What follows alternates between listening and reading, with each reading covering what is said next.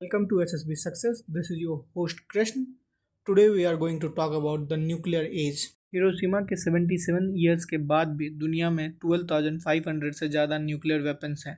2022 में रशिया ने यूक्रेन पर अटैक के दौरान ओपनली न्यूक्लियर थ्रेट दी। पहली बार किसी सुपर पावर ने वॉर के टाइम ऐसा किया। यूएस ने तुरंत वार्निंग दी ऑफ कैस्ट्रोफोबिक कॉन्सिक्वेंसेस। यह कोल्ड वॉर जैसे टेंशंस थे, लेकिन इस बार मैड यानी म्यूचुअली एश्योर्ड डिस्ट्रक्शन का कॉन्सेप्ट वीक हो गया है, क्योंकि आज ज़्यादा प्लेयर्स हैं, जैसे चाइना जो अपने आर्सनल को 600 से 1500 वॉरहेड्स तक ले जा रहा है। न्यू स्टार्ट ट्रीटी 2026 में एक्सपायर हो रही है और नए रूल्स नहीं बनाए जा रहे हैं। साथ ही एआई, साइबर अटैक्स और हाइपरसोनिक मिसाइल्स ने न्यूक्लियर कमांड सिस्टम को और भी अनस्टेबल बना दिया है। न्यूक्लियर वेपन्स अब सिर्फ डेटरेंट नहीं, बल्कि एक पॉलिटिकल दबाव डालने वाला हथियार बन चुके हैं, और इसी वजह से दुनिया पर एक न्यूक्लियर क्राइसिस का एज खड़ी हो गई है। फर्स्ट न्यूक्लियर एज हिरोशिमा और नागासाकी बॉम्बिंग से शुरू हुआ। यूएसए और यूएसएसआर की कोल्ड वॉर चली, क्यूबन मिसाइल क्राइसिस जैसे मोमेंट्स आए और दुनिया में 70,000 से ज़्यादा न्यूक्स बन गए थे। सेकेंड न्यूक्लियर एज शुरू होती है कोल्ड वॉर के एंड के बाद। दुनिया को पीस की उम्मीद थी, लेकिन इंडिया, पाकिस्तान और नॉर्थ कोरिया ने न्यूक्स बनाए और न्यूक्स ब्लैक मार्केट तक पहुंच गए और यह ग्लोबल थ्रेट बन गए। और न्यूक्लियर एज 2014 के बाद शुरू होती है, जहां साइबर थ्रेट्स, हैकिंग और एआई जैसे नए टेक न्यूक्लियर कमांड सिस्टम को टारगेट करते हैं। इंफॉर्मेशन वॉरफेयर ने डेटरेंस के पुराने लॉजिक को ही चैलेंज कर दिया है। न्यूक्लियर एज के मेजर सिग्नल्स काफ़ी क्लियर हैं। रशिया ने यूक्रेन पर अटैक किया और पुतिन ने न्यूक्लियर थ्रेट दिया। चाइना अपना आर्सनल 350 से 600 प्लस कर चुका है और 2035 तक 1500 वॉरहेड्स का टारगेट है। इजराइल ईरान टेंशन बॉम्बिंग तक पहुंच चुकी है। रीजनल न्यूक्लियर रेस का रिस्क है। न्यू स्टार्ट ट्रीटी 2026 में ख़त्म हो रही है और नए रूल्स बन नहीं रहे। साथ ही एआई और साइबर अटैक्स से कमांड सिस्टम पर डायरेक्ट थ्रेट बना हुआ है। आज दुनिया में लगभग 12,500 न्यूक्लियर वॉरहेड्स हैं। रशिया और अमेरिका के पास सबसे ज़्यादा हैं, दोनों मिलाकर 90% से भी ज़्यादा होल्ड करते हैं। चाइना, इंडिया, पाकिस्तान जैसे देश भी रैपिडली एक्सपेंड कर रहे हैं। कुछ नए देश भी इस रेस में शामिल होना चाहते हैं। इंडिया अपना न्यूक्लियर पोस्चर पाकिस्तान और चाइना के खिलाफ रीजनल डेटरेंस के लिए मेंटेन करता है। पाकिस्तान टैक्टिकल वेपन्स और शॉर्ट रेंज मिसाइल्स पर फोकस कर रहा है, जो रीजन को और अनस्टेबल बनाता है। इजराइल का न्यूक्लियर आर्सनल ऑफिशियली अनडिक्लेयर्ड है, लेकिन ईरान के साथ टेंशन्स लगातार बढ़ रहे हैं। ईरान अब 60% तक यूरेनियम इनरीच कर चुका है, almost weapon grades. Saudi Arabia openly कह चुका है, अगर ईरान न्यूक्लियर पावर बना तो हम भी बनेंगे। नॉर्थ कोरिया मिसाइल टेस्ट और टैक्टिकल थ्रेड्स के थ्रू लगातार प्रेशर बना रहा है। आज एआई, साइबर अटैक और हाइपरसोनिक मिसाइल ने न्यूक्लियर सिस्टम को और अनस्टेबल बना दिया है। सैटेलाइट वॉरफेयर से कम्युनिकेशन टूट सकता है और एक्सीडेंटल वॉर का रिस्क पहले से ज़्यादा बढ़ गया है। यूएसए ने ओबामा के टाइम से $2 ट्रिलियन का न्यूक्लियर मॉडर्नाइजेशन प्लान चालू किया। रशिया नए आईसीबीएम और हाइपरसोनिक मिसाइल तैनात कर रहा है।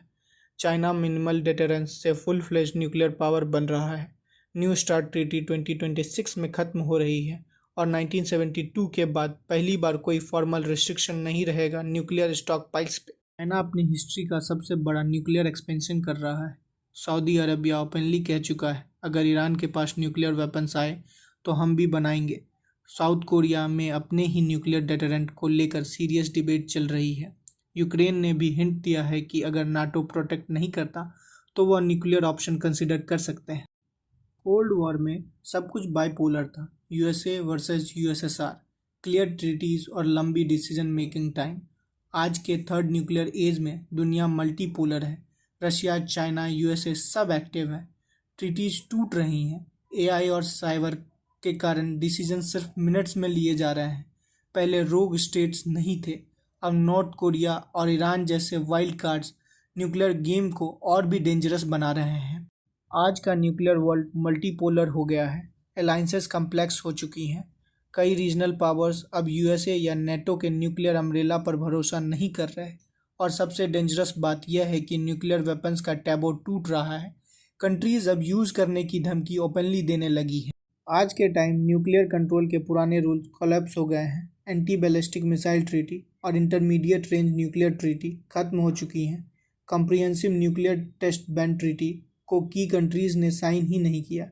United Nations Security Council power politics के कारण एक्शन नहीं ले पा रहा। न्यूक्लियर नॉन प्रोलिफरेशन ट्रीटी भी वीक हो चुकी है, specially due to Middle East fears और नॉर्थ कोरिया की डेफिएंस। न्यूक्लियर रिस्क कम करने के लिए स्ट्रेटेजिक टॉक्स, हॉटलाइंस और मिसाइल अलर्ट्स जरूरी हैं। साथ ही नए टेक के लिए ग्लोबल रूल्स बनाना होगा। न्यूक्लियर रिस्क कम करने के लिए यूएस चाइना के बीच नए स्ट्रेटेजिक टॉक्स अर्जेंटली चाहिए। एआई साइबर वॉरफेयर के लिए ग्लोबल रूल्स बनाने होंगे। ट्रैक 2 और एकेडमिक लेवल डिप्लोमेसी फिर से शुरू करनी होगी। मिसाइल लॉन्च नोटिफिकेशन और strong verification system surprise attack को रोक सकते हैं। पब्लिक और लीडर्स दोनों को रियलिस्टिक एजुकेशन देनी होगी, बिना फॉल्स प्रोमिसेस के। ईरान और नॉर्थ कोरिया को न्यूक्लियर बनाने से रोकना होगा और पब्लिक को यह समझाना होगा कि पहले डेटरेंस स्टेबल करना जरूरी है, बिना अनरियलिस्टिक डिसआर्मामेंट। अभी डिसआर्मामेंट पॉसिबल नहीं लगता। यूएसए, रशिया, चाइना, इंडिया सब आर्म रेस में हैं। पुराने सेफ्टी रूल्स टूट रहे हैं और दुनिया खुद ही न्यूक्लियर डेंजर की तरफ बढ़ रही है। अगर हम इंडिया के रोल की बात करें, इंडिया के गल्फ रीजन में स्ट्रॉन्ग इकोनॉमिक टाइज हैं। 9 मिलियन से ज़्यादा इंडियंस वहाँ काम करते हैं। अगर इजराइल ईरान जैसा कॉन्फ्लिक्ट होता है तो रेमिटेंस लॉस, फॉरेक्स शॉक और ह्यूमैनिटेरियन क्राइसिस जैसे बड़े रिस्क इंडिया को फेस करने पड़ सकते हैं। इंडिया हमेशा से यूनिवर्सल न्यूक्लियर डिसआर्मामेंट का सपोर्टर रहा है, लेकिन साथ ही अपने डिफेंस के लिए डेटरेंस को जरूरी मानता है। इंडिया का स्टांस रिस्पॉन्सिबल है, डिसआर्मामेंट चाहता है पर प्रैक्टिकल भी है। इंडिया का स्ट्रैटेजिक ऑटोनॉमी दिखाई देता है। इजराइल के साथ डिफेंस पार्टनरशिप और ईरान के साथ चाबहार जैसे प्रोजेक्ट। जब ग्लोबल नॉर्थ इजराइल के सपोर्ट में है और ईरान पर डाउट करता है, तब इंडिया एक यूनिक पोजीशन में है, जहां वह ग्लोबल साउथ को मोबलाइज करके दोनों के बीच डायलॉग प्रमोट कर सकता है।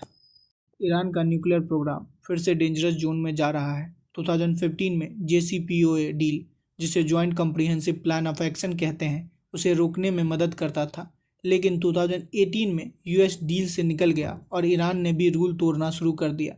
इंडिया, जिसका कनेक्शन दोनों के साथ है, ग्लोबल साउथ को लीड कर सकता है, जैसे यूरोपियन यूनियन और SCO के थ्रू स्ट्रॉन्गर चेकिंग सिस्टम बनाए जाएं और ईरान को इकोनॉमिक इंसेंटिव देकर टॉक्स पर वापस लाया जाए।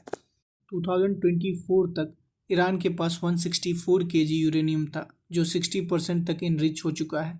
बस एक स्टेप दूर है न्यूक्लियर बम से। ईरान के अंदर भी डिबेट चल रही है।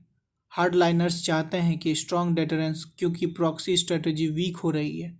इंडिया के लिए प्रॉब्लम यह है कि अगर गल्फ अनस्टेबल होता है तो हमारा एनर्जी सप्लाई और ट्रेड दोनों रिस्क में पड़ सकता है। आज के थर्ड न्यूक्लियर एज में साइबर अटैक सबसे बड़े हिडन डेंजर बन गए हैं। अगर किसी ने न्यूक्लियर कमांड सिस्टम को हैक कर लिया तो डेटरेंस फेल हो सकता है और गलती से वॉर भी हो सकता है। अभी तक कोई ग्लोबल ट्रीटी ने साइबर थ्रेट्स को कवर नहीं किया। इंडिया एक्टिवली पुश कर रहा है कि वर्ल्ड एक स्ट्रॉन्ग साइबर रूल बनाए और रीजनल क्राइसिस टॉक्स को भी बढ़ावा दे। आज जब दुनिया क्राइसिस से भरी हुई है, इंडिया एक रिस्पॉन्सिबल न्यूक्लियर पावर बनकर उभरा है, जिसका अप्रोच प्रैक्टिकल भी है और मोरल भी। डिसआर्मामेंट को सपोर्ट करता है पर डेटरेंस भी समझता है। ईस्ट और वेस्ट दोनों में क्रेडिबिलिटी होने के कारण इंडिया ग्लोबल पीस का नेचुरल मीडिएटर बन सकता है। थर्ड न्यूक्लियर एज शुरू हो चुका है, जहां न्यूक्लियर वेपन सिर्फ ज़्यादा हो रहे हैं और दुनिया और भी रिस्की बन गई है। ट्रीटीज टूट रही हैं, ट्रस्ट कम हो रहे हैं। अगर देश मिलकर काम नहीं करते तो एक छोटी सी मिसअंडरस्टैंडिंग भी दुनिया के लिए तबाही का कारण बन सकती है। एक वक्त तक जब हम कहते थे न्यूक्लियर वॉर कभी जीती नहीं जा सकती और कभी लड़ी नहीं जानी चाहिए, लेकिन आज वह बात सिर्फ कागज़ पर अच्छी लगती है। अगर आपको वीडियो इन्फॉर्मेटिव लगा हो तो लाइक करो, शेयर करो और चैनल को सब्सक्राइब करना मत भूलना, ताकि आप फ्यूचर अपडेट्स के साथ अवेयर और रेडी रहें। तब तक के लिए नमस्कार, जय हिंद, जय भारत।